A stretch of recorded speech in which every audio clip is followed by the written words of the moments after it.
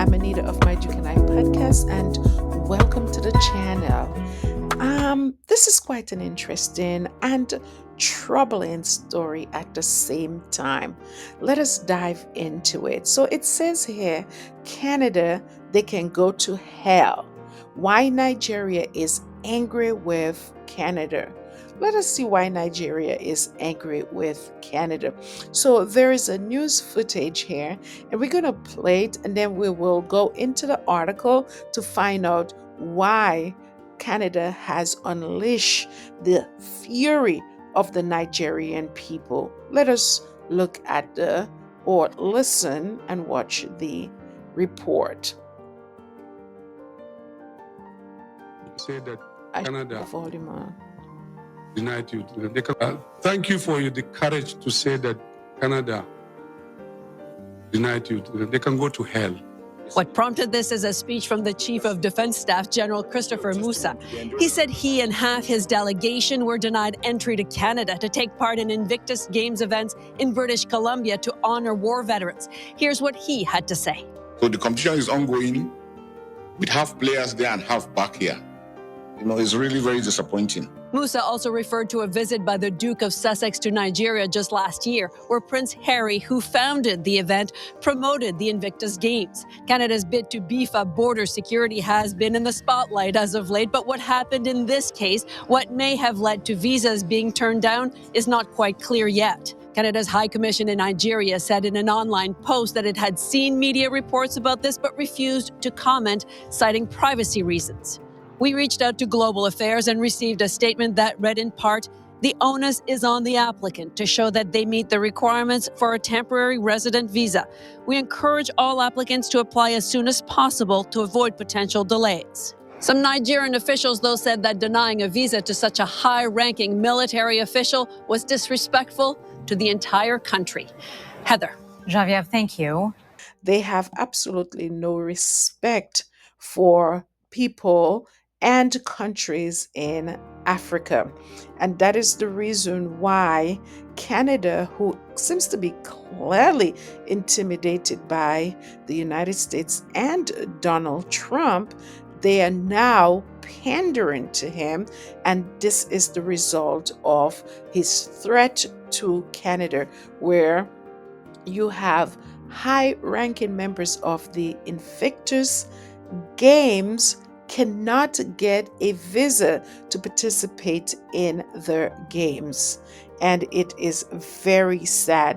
Remember when, as the news reporter mentioned, that Harry went over to Nigeria, and not only did he met with Invictus competitors, he met with high-ranking military personnel, and it was even a bid for Harry to bring the Invictus Games to Nigeria. And here, the general of the Nigerian army wants to participate in the Invictus Games. I believe clearly he is coming for that. He certainly doesn't want to defect to Canada, because people in those levels of positions in Africa, they're living quite comfortable lives. Nowadays, is very, very few people in those positions who would want to leave their country and come and make a home here in the United States. Those levels of people, they don't do it. They come and visit, yes. They come to these countries to visit, but they never stay. They normally go back. So I don't know why they would deny the entry into Canada. But let us go into the article so that we can get a little bit of an understanding of exactly what happened.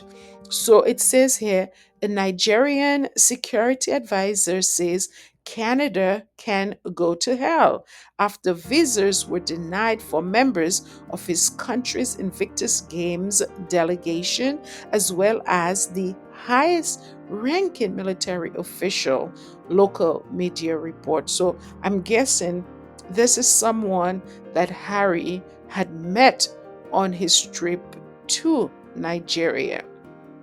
Video is circulating in Nigeria of National Security Advisor Nuhu Ribadu speaking in the capital, which is Abaju, slamming the Canadian High Commission. Canada, he's saying, they can go to hell. He says in the video, this disrespect is too much.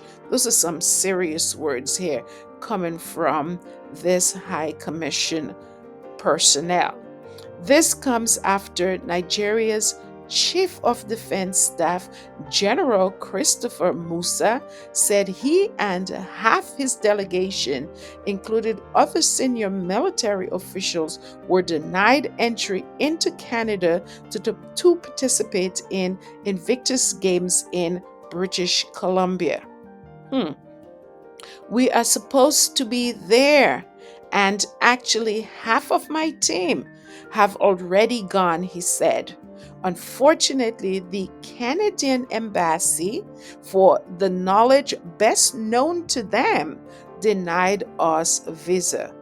Wow, wow, wow. So only half of the team was able to go, or the participating members were able to go, and the other half could not because they were denied visas. And if you don't have a visa, you cannot enter into the country. Musa said this was a clear reminder to us that we are on our own, that we must stand strong as a nation. Oh, this is getting very interesting.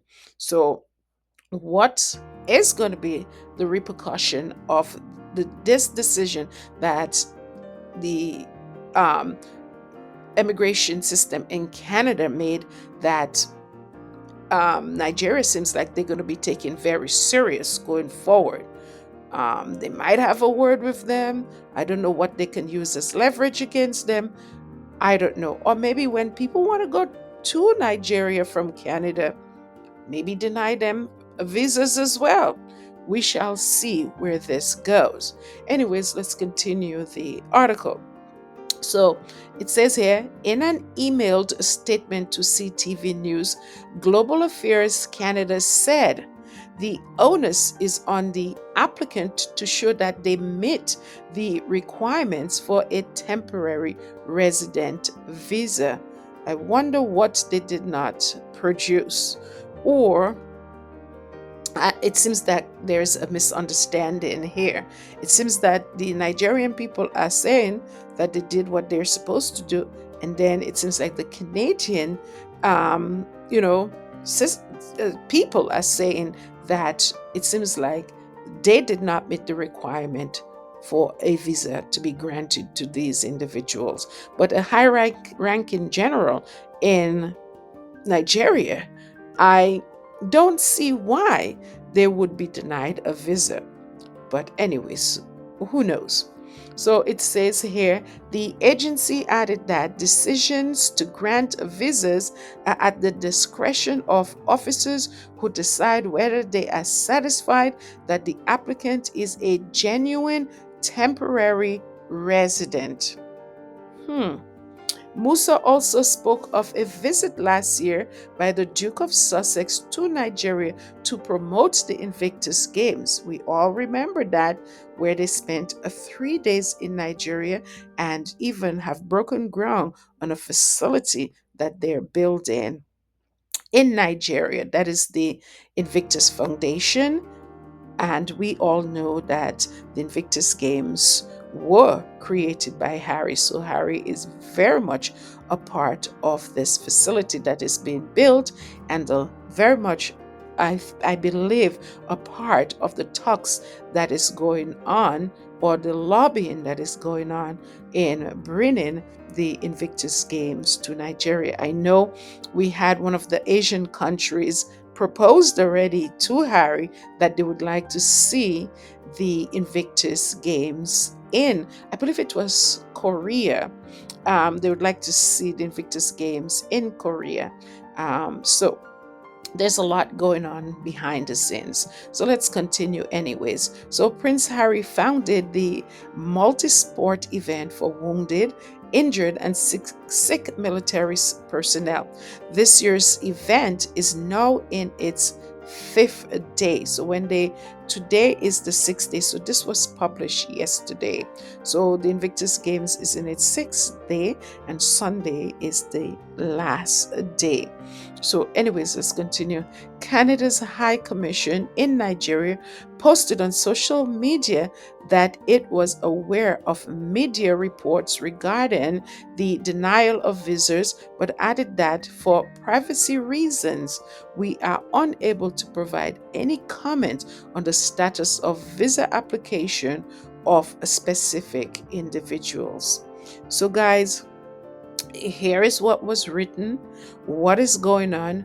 We don't know. And it appears that Canada is playing hardball in terms of granting visas to foreigners, and for matter of fact, for people of Nigeria. And I don't think a high-ranking personnel in the military is going to leave their country and start all over in Canada. Life is hard out there in the streets, let me tell you. So if you're established in your country, there's no way you're giving up that establishment to be a stowaway in other people's countries. So I don't see the point of denying those visas, but I guess whatever happens in the dark will come out in the light, and we will get to the bottom of this. Also, too, I was looking at this Instagram account, and it's just really exciting to see how the Nigerian people are so excited about the Invictus center that's going to be built in Abuja. And I found this post, and there's a lot of photos in it. Let us look at it, because what this indicates is that there is going to be a long-term relationship between Nigeria and the Invictus Foundation. And this facility that they're building is no joke. So let us read this first, and then we will look at the pictures, because it just, what has happened to the Nigerian people here, it makes absolutely no sense. And what people don't understand is the relationship that has formed between Nigeria and the Invictus Games. And I believe in the future all of this will be clarified. So it says here, it was my honor and pleasure to participate in the groundbreaking ceremony of the Nigerian Armed Forces Invictus Center in Abuja. Had an awesome time with some of the wounded soldiers who will be representing Nigeria at the Invictus Games in Canada. So what this tells me, there was a lot of build up to this Invictus, you know, games in Canada. That's what it tells me. People were excited about going, and so and to have so much disappointment. My heart goes out to these people. So let us continue. The Invictus Center, inspired by the Invictus Games, founded by Prince Harry in 2014, serves as a rehabilitation and recovery hub for wounded, injured, and sick service members and veterans. It leverages the transformative power of sport to improve their lives, fostering camaraderie and resilience among participants. Very true. Massive shout out to the Chief of Defense Staff. Here is this man again being hailed. General C.G. Musa, the Invictus team, and African Unconquered for this impactful project. So a lot of people are invested in the Invictus Games. A lot of people believe in it and what it can do for military personnels. Okay, so local man is active and impacting. That's what this individual said. So let's look at some of the pictures here. So I'm guessing this is the Chief of Defense General C.G. Musa. That's him here. Here is a representative of the Invictus Foundation. You see him throughout Canada. Okay. And let's see, next one here. So this is the person that was there apparently, and they took all these wonderful photos and more photos again. This lady right now, I think she is in Canada. Seen a lot of images of her. And let's continue looking. And that's the breaking of the ground, literally. And here are the wounded um, servicemen at the back here. And more photos again, a lot of excitement.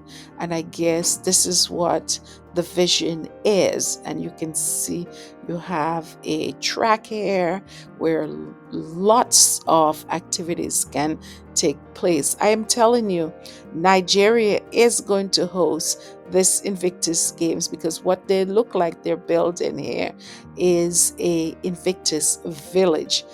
It's more than a center. It says I am here. It looks more than a center for sure. And it's definitely looking good. So let us see.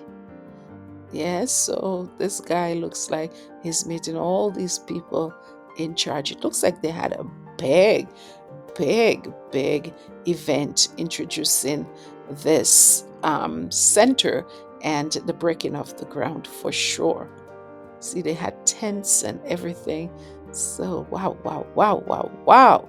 This is some serious stuff here. Serious stuff. This is what the news should be reporting on, and they are not. So, let's get into this really troubling article and see why the Invictus members or people in Nigeria that are coming to support their family, the Invictus family, why they were denied. Okay, guys, let me know what you think. Leave your comments below, and I will see you on the next one. Bye.